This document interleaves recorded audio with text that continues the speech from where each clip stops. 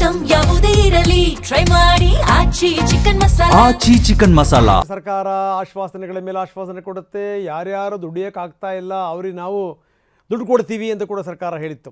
ಆದರೆ ಸರ್ಕಾರ ದುಡ್ಡು ಕೊಟ್ಟಿದೆಯಾ? ಇಲ್ಲ. ಉದ್ಯೋಗ ಕೊಡ್ತಾ ಇದೆಯಾ? ಇಲ್ಲ. ಏನು ಮಾಡ್ತಾರೆ ವಿದ್ಯಾರ್ಥಿಗಳು? ಹೋರಾಟಕ್ಕೆ ಇಳಿದ್ರು. ನೋಡಿ, ಇದೊಂದು ದೊಡ್ಡ ಎಚ್ಚರಿಕೆಯ ಗಂಟೆ. ಬೇರೆ ಬೇರೆ ಸ್ವರೂಪ ಪಡ್ಕೋಬಾರದು ಇದೆಲ್ಲದೂ ಕೂಡ. ವಿದ್ಯಾರ್ಥಿಗಳ ಜೊತೆಗೆ ಮಾತಾಡಬೇಕು, ನೀವು ಮನವೊಲಿಸಬೇಕು. ಕೇಸ್ ಹಾಕ್ತೀವಿ ಅಂತಂದ್ರೆ ಅಲ್ಲ, ಇವರು ಪರ್ಮಿಷನ್ ತಗೊಂಡಿಲ್ಲ ನಾವು ಕೇಸ್ ಹಾಕ್ತೀವಿ. No no no no. ಬೇರೆ ಬೇರೆ ಕಡೆಗೆ ಏನೇನಾಗಿದೆ ನಾವು ನೋಡಿದ್ದೀವಿ. ಅನಗತ್ಯವಾಗಿ ರೊಚ್ಚಿಗಳಿಸೋದು ಬೇಡ.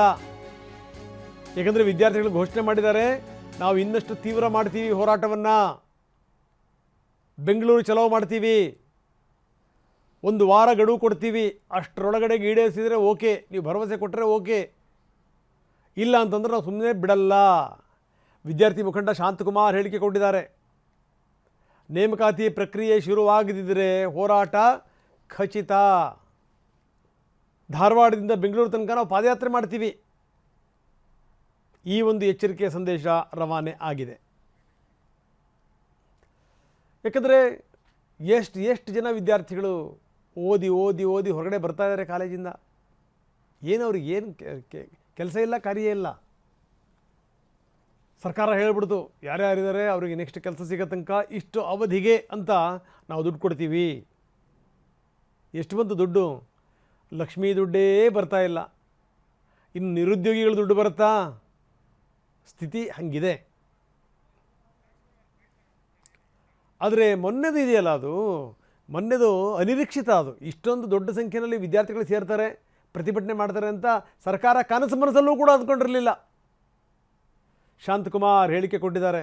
ನೇಮಕಾತಿ ಪ್ರಕ್ರಿಯೆ ಶುರು ಆಗಬೇಕು, ಆಗಲಿಲ್ಲ ಅಂತಂದರೆ ಬೆಂಗಳೂರು ಚಲೋ ಮಾಡ್ತೀವಿ ಅಂತ ಹೇಳಿದ್ದಾರೆ ವಿದ್ಯಾರ್ಥಿ ಮುಖಂಡ. ಈ ಒಂದು ಹೋರಾಟ ಮಾಡಿರೋ ಮೂಲ ಉದ್ದೇಶ ರಾಜ್ಯದಲ್ಲಿರುವ 43 ಇಲಾಖೆಯಿಂದ 2,84,000 ಖಾಲಿ ಹುದ್ದೆಗಳನ್ನ ಭರ್ತಿ ಮಾಡಬೇಕಂತೇಳಿ ಈ ಸರ್ಕಾರ ಕಳೆದ 3 ವರ್ಷ ಆಯ್ತು.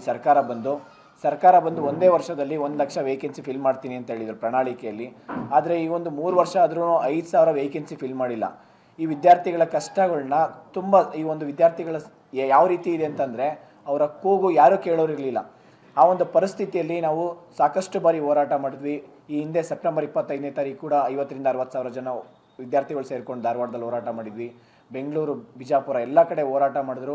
ಸರ್ಕಾರದ ಮಟ್ಟಿಗೆ ಒಂಥರ ಏನೋ ಈ ಮಾಡಬೇಕು ಮಾಡಬಾರ್ದು ಅನ್ನೋ ಥರ ಇತ್ತು. ಹಿಂಗೆಲ್ಲ ನೋಡಿದಾಗ ನಾವು ಹೋರಾಟಕ್ಕೆ ಪರ್ಮಿಷನ್ಸ್ ಇರ್ಬೋದು, ಪ್ರತಿ ಹಂತದಲ್ಲೂ ಸರ್ಕಾರ ಪೊಲೀಸ್ ಬಿಟ್ಟು ಹತ್ತಿಕ್ಕ ಅಂತ ಕೆಲಸ ಮಾಡ್ತಿದ್ರು. ಹಾಗೆ ವಿದ್ಯಾರ್ಥಿಗಳ ಪರವಾಗಿ ಸಂಪೂರ್ಣವಾಗಿ ನಮ್ಮ ಜೊತೆ ನಿಂತ್ಕೊಂಡು ಅರವಿಂದ್ ಬೆಲ್ಲದ್ ಸರ್ ಒಂದು ಪರ್ಮಿಷನ್ಸ್ ಇರ್ಬೋದು, ಎಲ್ಲದಕ್ಕೂ ನಮ್ಮ ಜೊತೆ ನಿಂತ್ಕೊಂಡು ವಿದ್ಯಾರ್ಥಿಗಳ ಪರವಾಗಿ ಹೋರಾಟ ಮಾಡಿರೋದ್ರಿಂದ ಇವತ್ತು ರಾಜ್ಯದಲ್ಲಿ ಈ ಒಂದು ಸರ್ಕಾರಕ್ಕೆ ಬರೀ ನಾವು ಅತಿ ಶೀಘ್ರದಲ್ಲಿ ಮಾಡ್ತೀವಿ, ನಾಳೆ ಮಾಡ್ತೀವಿ, 2 ದಿನದಲ್ಲಿ ಮಾಡ್ತೀವಿ ಅಂತ ಹೇಳೋದು ಬಿಟ್ಟು, ನಿನ್ನೆ ಮಾನ್ಯ ಮುಖ್ಯಮಂತ್ರಿ ಸಿದ್ದರಾಮಯ್ಯ ಸರ್ ಹೇಳಿದ್ದಾರೆ.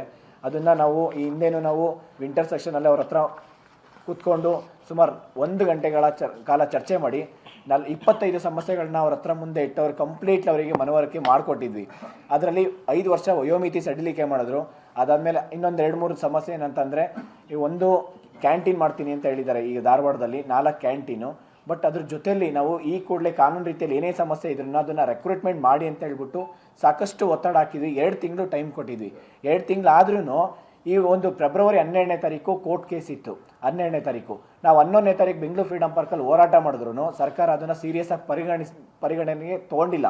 ಇದನ್ನು ನಾವು ಖಂಡಿಸಿ ನಾವು ತಿರ್ಗಾ ಮತ್ತೆ ಧಾರವಾಡದಲ್ಲಿ ಹೋರಾಟ ಮಾಡೋದಕ್ಕೆ ನಾವು 24ನೇ ತಾರೀಕು ಮಾಡಿದ್ದು. 24ನೇ ತಾರೀಕು ನಿನ್ನೆ ಹೋರಾಟ ಮಾಡಿದ ಮೂಲ ಉದ್ದೇಶ ನೆಕ್ಸ್ಟ್ ಮಾರ್ಚ್ 2ನೇ ತಾರೀಕು ಕೋರ್ಟ್ ಕೇಸ್ ಇದೆ. ಬಟ್ ಇದು ಕೋರ್ಟ್ ಕೇಸ್